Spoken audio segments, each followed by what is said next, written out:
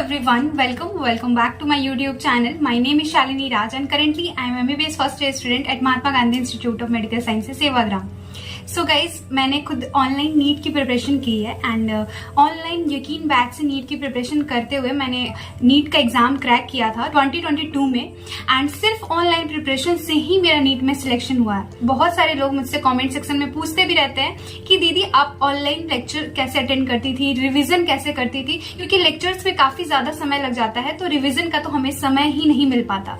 तो इस वीडियो में मैं आपको बताने वाली हूँ कि जब मैं ऑनलाइन यकीन बैच से अपनी नीट की प्रिपरेशन कर रही थी तो उस साल मैंने किस तरीके से लेक्चर अटेंड करे थे, इसी के साथ मैं किस तरीके से रिवीजन भी किया करती थी। देखो ये जो पीरियड है ना, इस पीरियड में अभी से लेके ये अक्टूबर से लेके जो जनवरी तक का टाइम है, इसमें ना हमें लेक्चर्स भी अटेंड करने पड़ते हैं क्योंकि हमें पूरा सिलेबस भी अच्छे तरीके से कवर करना होता है। तो तुम लोग को मैं बोलूंगी कि लेक्चर में बिल्कुल भी बंक मत करना कि अच्छे तरीके से कंप्लीट ना करो इस हड़बड़ी में कि हमारा रिविजन भी हो जाए एंड लेक्चर्स तो उतने अच्छे तरीके से नहीं भी करेंगे, नोट्स नहीं भी करेंगे तो चल जाएगा। ये गलती बिल्कुल भी मत करना। सबसे पहली बात है कि तुम्हारे सारे लेक्चर्स अच्छे से कंप्लीट होने चाहिए एंड सारे चैप्टर के तुम्हें अच्छे से नोट्स बनाने हैं। ये गलती मैंने खुद करी थी अपने फर्स्ट सेकेंड ड्रॉप में, इसलिए मैं तुम्हें बता रही हूँ कि नोट्स को अच्छे से बनाना है एंड इसके साथ रिविजन तुम्हें कैसे प्लान करना है वो मैं तुम्हें बताती हूँ इस वीडियो में, क्योंकि मैंने खुद भी थर्ड ड्रॉप में मैंने सारे लेक्चर्स भी अटेंड किए थे एंड इसी के साथ मैं रिविजन भी करती थी। हमें पता है लेक्चर अटेंड करने में हमें यकीन बैच में लगभग 7-8 घंटे लग जाते हैं और उसके बाद जो समय बचता है उसमें हमें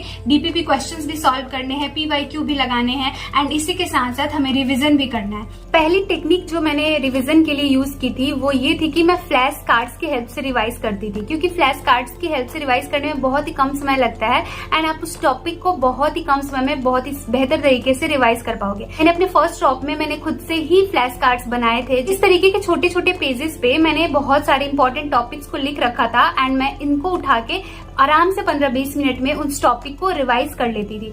इससे मुझे काफी ज्यादा हेल्प मिली थी अपने फर्स्ट ड्रॉप में, लेकिन मैं पूरे चैप्टर के सारे इंपॉर्टेंट टॉपिक्स के फ्लैश कार्ड्स नहीं बना पाई थी एंड वो बनाने में भी काफी ज्यादा समय लग जाता था। जब मैंने सेकंड ड्रॉप लिया तब मुझे ये तो पता चल गया था कि फ्लैश कार्ड्स की हेल्प से हम बहुत ही क्विक तरीके से रिवाइज कर सकते हैं एंड ये रिविजन का बहुत ही शॉर्टेस्ट तरीका है।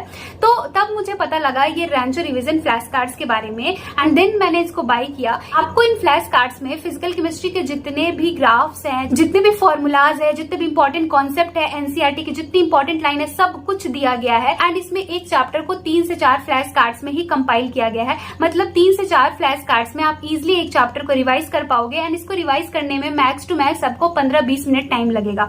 तो मैंने इस फ्लैश कार्ड से अपनी नीट की प्रिपरेशन स्टार्ट की एंड मैं जब इससे रिवाइज करती थी तो मुझे बहुत ही कम समय लगता था एंड इसके हेल्प से मेरी जो मॉक टेस्ट थी उसमें भी मेरे मार्क्स काफी अच्छे इंप्रूव होने लगे थे, काफी मैं इंप्रूव कर रही थी। एंड इस फ्लैश कार्ड्स के साथ साथ आपको ये ऑर्गेनिक का बुकलेट भी मिल जाएगा जिसमें ऑर्गेनिक के सारे नेम रिएक्शन, जितने भी टाइप्स ऑफ रिएक्शन है, जितने भी जीओसी के कॉन्सेप्ट है वो सब दे रखे हैं। मतलब आप ऑर्गेनिक केमिस्ट्री को लगभग आधा घंटे में रिवाइज कर सकते हो इस बुकलेट के हेल्प से, क्योंकि इसमें सब कुछ दिया हुआ है। ऑर्गेनिक के जितने भी रिएजेंट हो गए, जितने भी केमिकल टेस्ट हो गए, वो सब कुछ दे रखा है। मतलब एक कंसाइज वे में आप पूरी की पूरी केमिस्ट्री को इन फ्लैश कार्ड्स के हेल्प से रिवाइज कर सकते हो। सो इस फ्लैश कार्ड से मुझे काफी ज्यादा हेल्प मिला था, मैं काफी ज्यादा इंप्रूव कर पा रही थी अपने मॉक टेस्ट में। तो मैं आपको यही बोलूंगी कि आप चाहो तो इन फ्लैश कार्ड्स का हेल्प ले सकते हो। ये काफी ज्यादा अमेजिंग है, देखने में जितने ही ज्यादा अट्रैक्टिव है उससे कई गुना ज्यादा ये इन्फॉर्मेटिव भी है।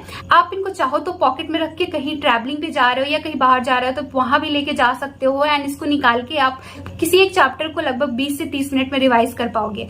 सो आप इन फ्लैश कार्ड्स की हेल्प से अगर रिविजन करना चाहते होंगे, मैं तो आपको सजेस्ट करूंगी कि ये बहुत ही क्विक तरीका है रिविजन के लिए। सो अगर आप इन फ्लैश कार्ड्स को बाय करना चाहते होंगे तो मैंने लिंक डिस्क्रिप्शन बॉक्स में दे रखा है, go and check it out. ये फ्लैश कार्ड्स वाली जो टेक्निक है ये मैंने खुद भी अपनी नीट की प्रिपरेशन में यूज करी एंड उससे काफी ज्यादा मेरे को हेल्प मिली थी। तो ये फ्लैश कार्ड्स की हेल्प से तुम बहुत ही कम समय में एंड बहुत ही अच्छे तरीके से रिवाइज कर पाओगे। नेक्स्ट बात करते हैं दूसरा तरीका क्या हो सकता है रिविजन का। तो देखो दूसरा तरीका ये हो सकता है कि तुम ना क्वेश्चंस के थ्रू रिवाइज करो। मैं ऐसा करती थी, मैं क्या करती थी कि मैं जो भी मेरे नोट्स हुआ करते थे फिजिकल केमिस्ट्री के या फिर फिजिक्स के, मैं उन नोट्स को उठाती थी एंड उस नोट्स में जो भी जितने भी क्वेश्चन टीचर ने करा रखे हैं मैं उन सारे क्वेश्चंस को अपने से ट्राई करती थी खुद से। जितने भी नोट्स में मेरे न्यूमेरिकल्स रहते थे उन सबको मैं ट्राई करती थी और ना तुम जब उनको ट्राई करोगे एंड तुमसे एक बार में नहीं होगा तो उनको ना तुम्हें वहां पे टिक मार्क करके रख लेना है कि ये क्वेश्चन में से नहीं हुआ था, इसका मुझे सोल्यूशन देखना पड़ा था। तो नेक्स्ट टाइम जब तुम रिवाइज करने आओगे तो तुमको सबसे पहले उनको बनाने की कोशिश करनी है, उस तरीके के क्वेश्चन को बनाने की कोशिश करनी है। तो इस तरीके से क्या होगा, तुम्हारा ना क्वेश्चन के थ्रू तुम रिवाइज कर पाओगे पूरे के पूरे चैप्टर को। तो ये एक आसान वे है जिससे तुम अभी रिवाइज कर सकते हो। जो तुमने पीछे में चैप्टर जो पढ़ रखा है उन चैप्टर को उठाओ एंड उसके जो क्वेश्चन है उसको बनाने की कोशिश करो। एंड इसी के साथ साथ तुम PYQ भी बना सकते हो। PYQ में भी टिक मार्क करके रख सकते हो कि कौन सा क्वेश्चन है जो तुमसे एक बार में नहीं बन पा रहा है। इस तरीके से मैंने अपने ड्रॉप ईयर में रिवीजन की, जब क्लासेस होते थे मेरे एंड उसी के बीच बीच में मैं टाइम निकाल के इस तरीके से क्वेश्चंस के थ्रू चैप्टर को रिवाइज किया करती थी।